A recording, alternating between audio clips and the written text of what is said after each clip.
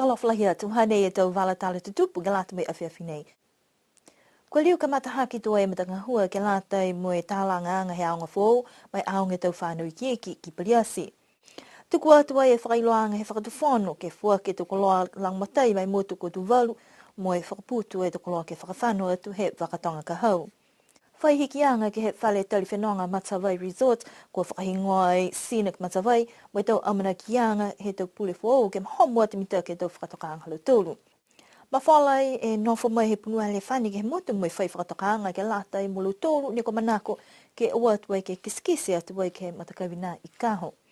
La he whiawhia tau tangata takawhanga hakwa longoa na tāla kua longla he tau kaluama ki ono ni pata.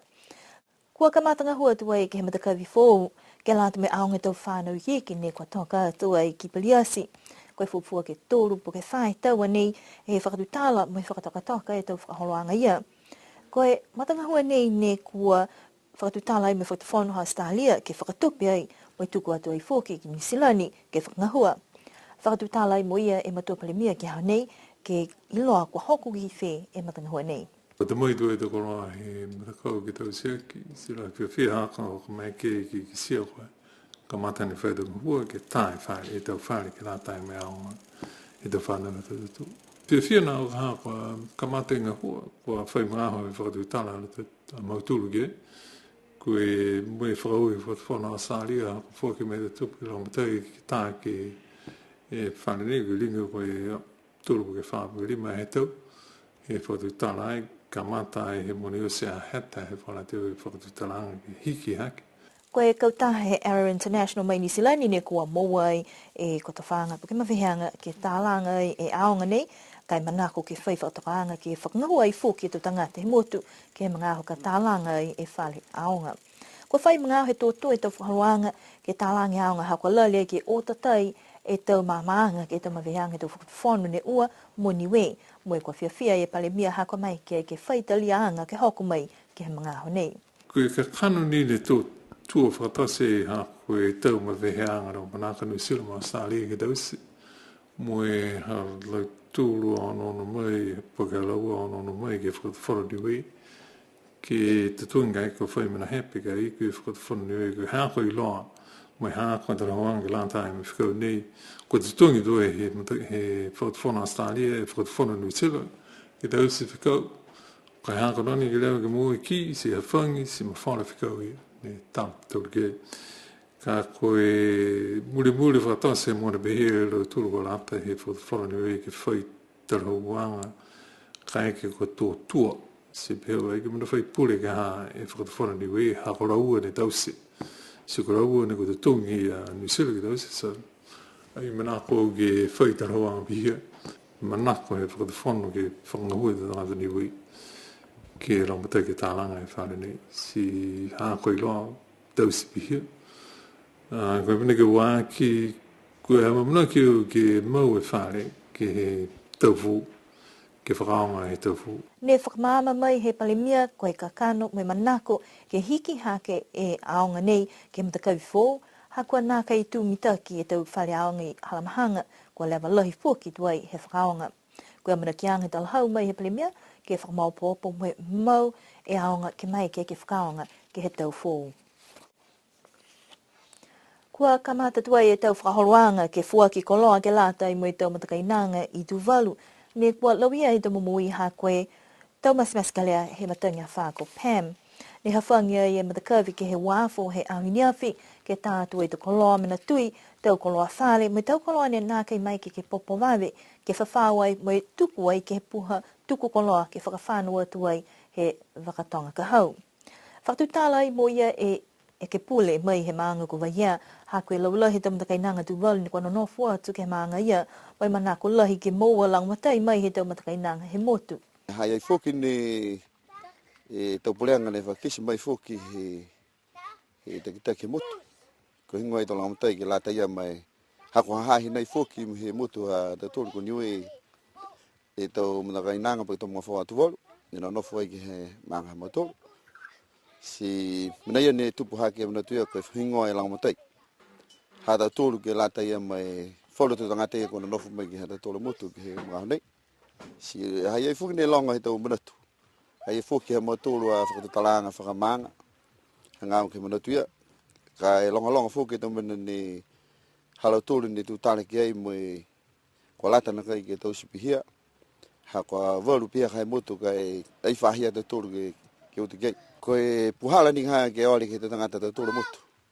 Ha ko tunga nei ke sete te tulu ke he mahane halo tulu tonga hua. Mua to ke ha motulu a manga nei. E mbahuinga mo auloa ke tau whakawanga. Si nā kai noa fōki he tonga hula lahi tunga i he toa hula lahi ni whai i siai ke hata tōle motu.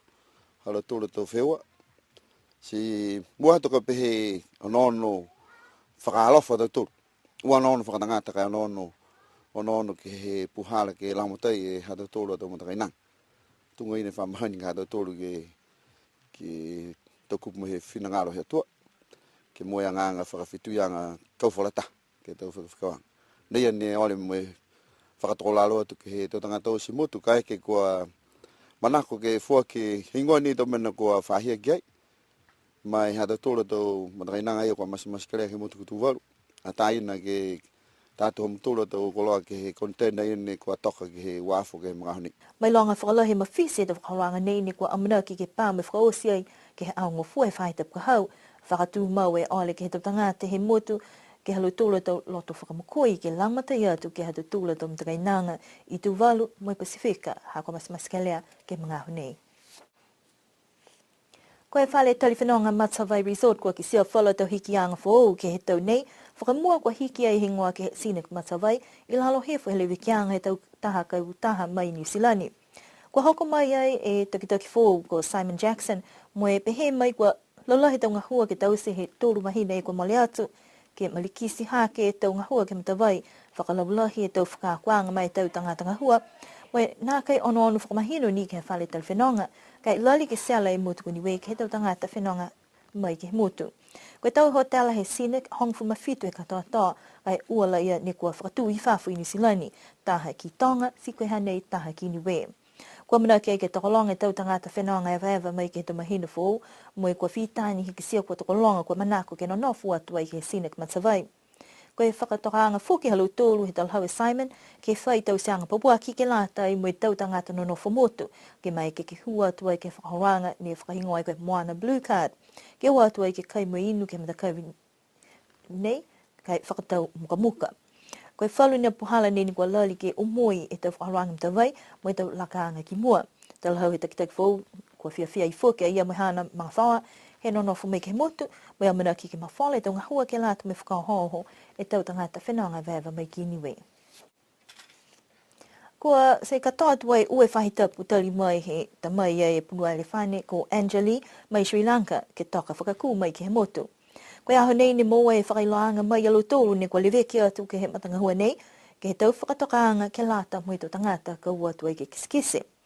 Kua lata e tō tangata ke mai longa koe tamai e manu nei ke lata me tō whahipui moko a tō mai ke whakawhanua atu ai ke New Zealand.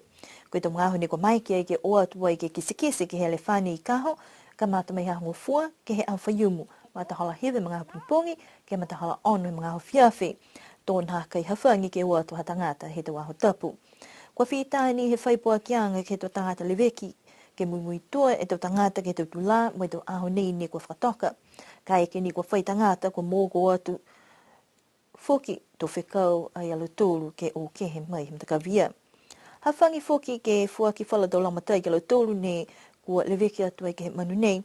Longana mai whoki kua whiawhia he punua elefane ko Anjali ke kai ai e tō fuavi mo i tō muka niu.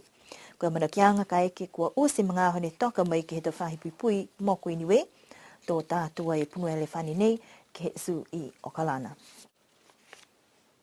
Kua longana tala mai kua kai tu ai tau kaluama ke he motu mo e kua tokolonga e tau tangata kua ua tu ai ke he tau matawhanga.